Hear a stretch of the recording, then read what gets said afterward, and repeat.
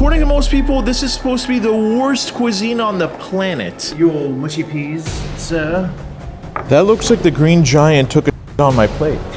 But that's the point, sir. It's British food. And over the next 7 days, I'm only gonna be eating British foods to prove whether or not it actually is the worst cuisine. Now, because every good challenge needs rules, mine are, number 1, I can only eat British foods for the next 7 days. Number 2, the only seasoning I can add is salt. And any other British seasonings that I find on the table. I actually think there's gonna be seasonings on the table at a British restaurant. But don't worry, I found the 9 most authentic British restaurants. Also, the only 9 British food places in LA. So there is a chance I might be eating a dish called, like, eating mushy peas or something. But most importantly, at the end of each day, I'm gonna be putting all the British foods that I eat into a tier list. Day 1, I decided to go to the closest British restaurant to me so I can have a full English breakfast. Yes. The place was really dark and it had a no-nonsense vibe, so I knew it was going to be authentically British. They had blood pudding on the menu, which I've heard is one of the worst British dishes on the planet. Yes. Wait, why am I excited at that? But I had no idea what it was, so I decided to ask the waitress. It's coagulated blood. Interesting. It's like sausage looking. Is it like good? I don't know. Oh, well, I'll try it. Yeah, I can't say. I should try it once Yeah. at least. I'll go for that. I knew I was about to have some gnarly flatulence for the rest of the day. The rest of the food was actually pretty good, and I actually worked up the nerve to try the blood pudding. That's actually not that bad. Honestly, if I didn't know what blood pudding was, it'd be slightly. It's still really not good. Shut up. There are like way better sausages out there, so I don't know why you would eat something that looks like a chopped up stick of dehydrated poop. Seriously, who is eating coagulated blood with beans for breakfast? I ended up getting my dinner as well, so I'm real excited to try that. The thing I really hated about the blood pudding, other than it being blood pudding, was the taste kind of just lingers in your mouth. I'm starting to get blood pudding burps. And so I needed gum afterwards to get the taste off my taste buds. A lot of gum. On the way home, I decided to stop by a British and Indian grocery store to pick up some basics, but mostly chocolate. This is $60. Chocolate. No, this is $60. Also, who actually eats these things? It tastes like candy-flavored cigarette smoke. Guys, why don't we get good chocolate in America? I mean, seriously, like Hershey's tastes like chocolate-flavored candle wax. So I actually found out that haggis is illegal, which is totally fine with me. But then I saw a can of haggis at the grocery store, so I don't know what to believe anymore. And then it was time for dinner. Oh, we got something real unexpected, boys. Guys, peas and carrots. Now, unfortunately, the cottage pie came with green peas, which were never really near the top of my list of favorite vegetables, but throughout this video, I would realize that they are going to become my least favorite vegetable. I don't like these peas. They're not mushy enough. But other than that, this thing looked good. By the time I got home, it actually got cold, so I decided to throw it in the oven to heat it up for a few minutes. Just put some pepper. That was unseasoned. I think by the end of this challenge, I'm really gonna understand the value of seasoning. The English breakfast overall was A tier. The banger was S tier, the toast was S tier, the blood pudding was a very obvious F tier. The beans would have been B tier if it was a camping trip or not 9 a.m. in the morning, but it was, so D tier. The egg is just an egg. It was a good egg, it was nice and runny the way I like it, but it's just an egg. Oh my god. So one kind of blood pudding went in, and a different kind of blood pudding came out. Day 2, I decided to spice things up by getting a little weird and having some crumpets with Marmite. Now, if you don't know what Marmite is, then you are seriously lucky. I actually am jealous of you, and I envy you. According to Google, Marmite is extracted beer yeast. Why would you do that? Now, I have no idea how to make crumpets, so I just decided to throw them in the microwave. Just kidding. I actually think they'd give me the penalty in the UK if I did something like that. Now, I took a small knife tip of Marmite, and that was a massive mistake, because any amount of Marmite is a massive mistake. This stuff tastes like battery acid dipped in soy. But being that I decided to go into this challenge with an open mind, I decided to give Marmite the benefit of the doubt. Oh my god. Oh, that's a strong taste. It's like biting into a sweaty bodybuilder. I'd rather drag my through 1,000 miles of sandpaper than eat Marmite again. This This is strong. How do y'all eat this? And to wash the taste of Marmite out of my mouth, I decided to go buy some chocolate, but being the broke guy that I am, I asked my videographer to help me buy some chocolate, and she was more than happy to, but first she made me go to Home Depot and return a sledgehammer. Why does she have a sledgehammer in her trunk? Next up for dinner, I decided to drive to LA and be weird again and order something that I didn't really know existed or why it exists. A Scotch egg. Thank you. After having seen this thing, I now know its purpose. It's a bodybuilder's dream. This thing is a low-carb, high-protein ball of meat that's pregnant with an egg. But the true highlight of this dinner was the Branston pickle. Where's the pickle? This is the pickle. That's the Branston pickle. Now, I was expecting some British kind of pickle, you know, in water, because Brian has way too much flavor for the Brits. But instead, I got this delicious pickled jam where the brininess of the pickle was offset by the sweetness of the jam. And wow, this is one of the greatest things I'd ever put into my mouth. I really like that. The one thing I've noticed is that the British dinners are really good. Like, I've really enjoyed my British dinners so far. Now, granted, I've only had 2, but they've been fire. Now to the tier list. The Marmite is so bad, it should have a tier of its own. But for now, it's F tier. Very solid F tier. The Marmite is like healthcare in the US. It's not free, and it just sucks if you're poor. The crumpets are like an English muffin having a baby with a pancake, and that is solid A tier. The Scotch egg is B tier, and the Branston pickle, I didn't even think I was gonna rate this thing, man. It was like a side that came with the Scotch egg, but oh my god, that is an S tier. That is an S tier. Day 3. And it was starting to become clear that after consuming British food for so many days, my intestines were being put through the same thing British people put peas through to make them mushy. I decided to have some steak and kidney pie for breakfast. Is it weird? Yes. Is it tasty? Absolutely not. I almost forgot to take my GoPro out of the oven, which is a very goober degen move. And I'm pretty sure GoPro's warranty would not cover reheating your GoPro like a crusty slice of pizza. The British really take that no part of the cow goes to waste thing very literally. Oh, that was a whole kidney. Huh. I'm not kidding. The kidney literally overpowered every other flavor in the pie. It's like putting ghost pepper in your eye. It's whatever pain you were feeling before that, you're not feeling anymore. You know what? Today I found out I don't like kidney. And I'm suddenly starting to really like peas. And fasting. For dinner, I decided to have fish and chips because it's simple and it's literally what it's called. Fish and chips. No peas, no pies, no mushy going on here. And even though most of the food I tried so far had actually been better than expected, I wanted something familiar, which means fried, because America. Could I get the Big Ben, please? Could I also do the 2 pieces of the shrimp? My brain is too adjusted to inflation, so I actually ended up ordering a 4-piece, thinking that they were going to be the same size as those weird Burger King chicken finger things. That right there is beautiful, boys. My first bite and a bunch of hot oil gushed into my mouth, and it felt like a volcano just erupted on my tongue. Wow. But there is a silver lining to this. These things are so hot that they burn my taste buds, which means I might actually enjoy the rest of this challenge. I soon started to get stomach cramps and was sweating this weird greasy kind of sweat, like I was rubbed down with canola oil at a massage parlor. And then it hit me that I had just eaten 4 giant pieces of fish with coleslaw, tartar sauce, fries, and and almost forgot the 2 giant abnormally shaped pieces of shrimp that kind of look like forbidden onion rings. Hashtag America. Tier list time. Steak and kidney pie is D tier. Very, very D tier. I mean, I guess it's not bad if you like kidney, but why would you put it in a pie with other things? The flavor just literally overpowers. And if you like pie, there are way better pies out there. Fish and chips, S tier. It's totally S tier. It's classic, it's hard to up, it's fried and greasy, and it doesn't come with gravy, so it's certainly S tier. For day 4, I'm going for a shepherd's pie and a spotted. I am going to burn all my taste buds. Now, I didn't bother to check the weather because it's California and I just assume it's always gonna be like warm. So I didn't bring a jacket and I was freezing. I just wanted a spotted. Yes, there is something actually called a spotted. Is it like big or? And I can be a degen about this and make a bunch of jokes, which I am totally gonna do. Oh, that is small. Nice. That is cute. Ooh, thank you. That's really good. Oh, I just spilled my cream all over the table.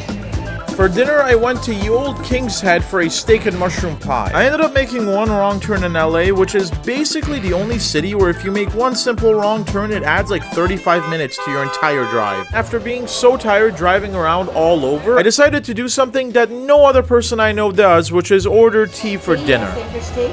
Yes, please, I'll go for one of those. Okay. I really like how all these restaurants want to show you how British they are with all the decorations. As if the menu doesn't already tell you that this place is going to be British as... Yes, could I get the steak, Guinness, and mushroom pie, please? I'm gonna keep it real with you guys. I don't really know much about the dish I'm gonna have tonight, but I'm gonna bet my life savings on one thing, that it's either gonna have green peas or gravy. Oh, thank you. Ooh, thank you. How many pies have British people come up with? They just take everything and they put it into a pie. And by everything, I mean like green peas, carrots, and meat. I don't know how Pac-Man just doesn't throw in the towel, but if those things that he's eating are green peas, then he deserves honorary British citizenship. I got my peas to go. Just kidding. I didn't actually waste food. Unfortunately, I had to eat them. Shepherd's pie is the best way to disguise peas, so it's A tier. Steak and mushroom pie is another pie. But meat and gravy pies always slap harder than two Russian guys giving each other brain damage in those slap competitions. Day 5 breakfast, I knew I needed some fiber and protein, so I went for some toast with beans, Heinz beans. I had to go for the really cheap off-brand toast for my beans and toast. The bread was actually... So I decided to go get some good bread because I really wanted to give these beans on toast a chance. Next, I decided to go to Costco because I was literally going through like 2 rolls of toilet paper every single day. And Costco has these giant pallets of toilet paper that can stock a Taco Bell festival. It was at that moment that I realized I couldn't enjoy the one thing that slapped harder than Kirkland. The samples. Organic super greens. But do you know where these are made by any chance? Oh god, I can't have them. My friend challenged me to only eat British food for a week, which is horrible, but thanks, man. Costco had nothing British, so I left very disappointed because this was like legit my cheapest Costco trip ever. Oh, they have White Claw Black Cherry. Can I have an under the table White Claw? Like... the only thing I have that's not British. My videographer got to have White Claw, but I could only have Guinness because White Claw's not British. While I waited, I spent an hour browsing Amazon on my phone for new video equipment, which may not have been the smartest decision since I'm not even monetized yet, which you guys can change by hitting that beautiful little subscribe and like button below. I also got really tempted and started to just look at pictures of non-British food that I knew I couldn't eat. Naturally, this place also had a Guinness harp. As soon as I looked at the plate, I noticed that they pulled a classic Chipotle and skimped me. There's 2 green peas, too. I don't want to eat this. It's not good. Oh. This is to Shepherd's Pie what Panda Express is to Chinese food. So moving on to our tier list, this pie can go straight into F tier. Now for the beans on toast, this is an interesting one because if I was eating and reviewing them separately, then the toast would be A tier and the beans would be a C tier because why are they Heinz beans? But since they're combined into something that is straight out of a keto person's nightmare, then I would give this one a solid B tier. I am of the opinion that sometimes the best utensils are your hands, so I decided to put that theory to use when it came to the plowman's platter, even though I have a drawer with like 20 spoons and knives and forks. And day 6 afternoon, I decided to go for some fish and chips again, and there's no way I'm gonna burn myself again this time, right guys? Well, I'm a goober, so I did. Oh. I couldn't resist not taking a bite real quick, but that was enough to pretty much sear my tongue medium rare. Why are people staring?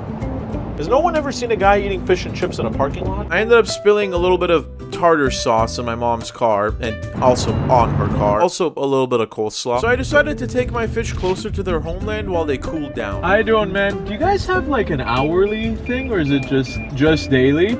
I'm gonna turn around, thanks. Hey, time to find a cheaper alternative. Why is it paid parking like a mile down the street? This being America, the land where sidewalks just randomly end sometimes, this sidewalk decided to cease to exist. How are you supposed to literally get to this bus stop if there's no sidewalk and there's literally a sign saying you can't stand here? This sidewalk got me so frustrated that I decided to do something that I haven't done all week, which is treat myself. Good, how are you? Good. What can I do for you? They have 4 different kinds of vanilla tea. Vanilla, vanilla almond, vanilla chai, and vanilla hazelnut. Between all the vanillas, which one would you recommend? Vanilla hazelnut's most popular. I'll go for that one. Wait, that goes in. Okay, I know this is like a British tea place and British people like take their tea super seriously, but this is some of the best tea I've ever had. Plus all the finger foods. I mean, seriously, look at this. They have sandwiches that are shaped like triangles with the crust cut off. It feels like I'm a kid again, but like a rich kid. Tier list time. The Plowman's Platter is a solid B tier because it has everything you need for breakfast, which means it doesn't have beans or mushy peas. So that alone already bumps it above a lot of other British foods. You get cheese and bread and actual breakfast stuff, so it's B tier. Fish and chips, again, we already went over this, but I am gonna knock it down to A tier because you have to eat it when it's scalding hot, and by default, you're gonna burn the out of your tongue. The tea and the little tea sandwiches, I'm just gonna lump the whole fancy tea house all into one thing. That was a definite S tier. It was absolutely delicious. The little sandwiches were super cute, although I'm pretty sure I'm never gonna make sandwiches like that in my life because that takes way too much time. But the tea and the sandwiches, incredible. S tier.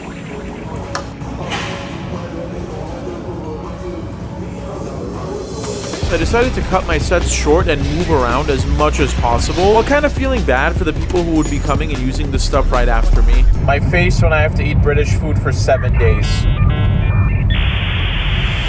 So I went to a place called the Fox and Hound, and on the way there, I started to realize that there are only 2 ways British people name their restaurants. It's either the hipster way, where it's like something and something, like oak and barrel, light and darkness, taint and shaft, or it starts with ye old and you just stick a noun or some word at the end of it, like ye old table or ye old sock. Could I get the bangers and, well, it's not bangers and mash. Yes, please. What other side would you like with that? What side would you recommend? I mean, we've got a lot. So garden peas, mushy peas, steamed veggies, chips, baked beans, salad. What's like the most British one? I mean, probably mushy peas. Mushy peas? Yeah, mushy peas and mashed potatoes. You get all the mush.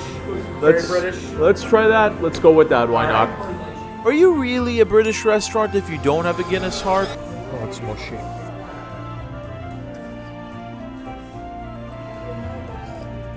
I actually have a physical aversion to mushy peas. The bangers and mash, and I'm gonna preface this, guys. I'm gonna be making a lot of bad puns. I'm really sorry, but they were banger.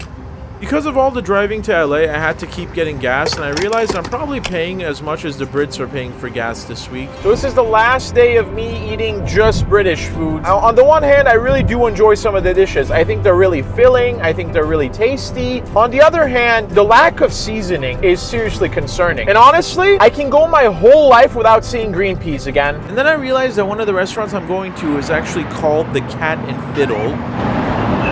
Can I just do the beef Wellington, please? Wellington? Yeah. Now, full disclosure, guys, the only exposure I've had to beef Wellington is when Gordon Ramsay is, like, yelling at someone over The oven door's spending more time open than it's closed. So how can you cook the Wellington perfectly when you're opening the door? It's impossible. The oven will cool off, Chef. Cook the Wellington in a convector. Thank you. Oh my god, is that thing incredible. It's like this delicious steak wrapped in bread with like mushroom in between. It's like the steak is your brain, and then there's like that little membrane of mushroom, and then it's surrounded by like bread, which acts like the skull. I don't know why I just used that analogy, but it's delicious. It's really good. It's delicious. I'm starting to lose my mind eating just British foods. Honestly, I've learned a lot about this cuisine. They don't like seasoning, and they really love their peas. But the thing that I've learned the most so far is that food doesn't need to always taste good. It just needs to get you through the day. Or in the case of Britain, just through many wars every few years. And to be honest, most of the food wasn't bad. Most of the time, it was just really bland. Now for the final tier list, we have bangers and mash, which is just a sausage, but like, you know, the non-blood kind, and mashed potatoes, which is the only vegetable that is okay to be mashed or mushy. The beef Wellington is pretty much as S tier as a British food can get. I would honestly create a category of its own for this thing because it's so sophisticated and seasoned and flavorful that it almost doesn't qualify as British food, but then you realize it's actually just a pie. I ended up gaining some weight during this challenge, which honestly is not a surprise given the amount of gravy and beans and just stuff with fiber and carbs that I've had to eat for this challenge. If this video gets 10,000 likes, I'll go to Scotland and eat real haggis, which I just found out what it actually is, and oh.